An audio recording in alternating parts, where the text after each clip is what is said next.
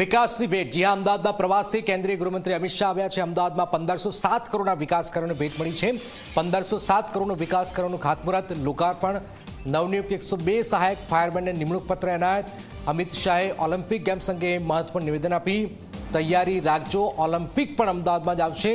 કોમનવેલ્થની જેમ ઓલિમ્પિક 2036માં પણ અમદાવાદમાં આવશે।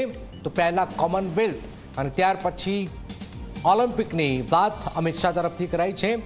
2030નો કોમનવેલ્થ ગેમ્સ અમદાવાદ યોજાવા જઈ રહ્યો છે અને એ પહેલા તેમણે કહ્યું છે કે 36માં પણ તૈયાર રાખજો કે આપણે કોમનવેલ્થ પૂરતા સીમિત નથી રહેવાનું, આપણે ઓલિમ્પિક સુધી જઈશું। ઓલિમ્પિક પણ 2036માં અમદાવાદમાં આવશે।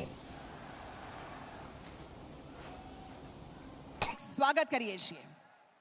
આજે જે વિકાસ કોમનવેલ્થ ગેમોમાં 70 થી વધુ દેશો વચ્ચે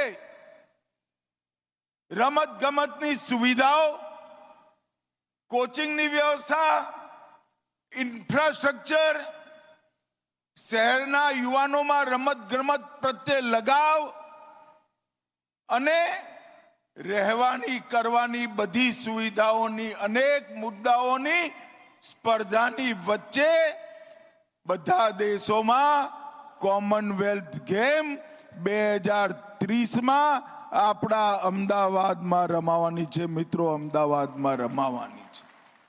2029માં દુનિયાભરના પોલીસ અને ફાયર બ્રિગેડના જવાનોની રમત ગમતની સ્પર્ધા અમદાવાદમાં થશે, એ પણ નક્કી થઈ ગયું છે।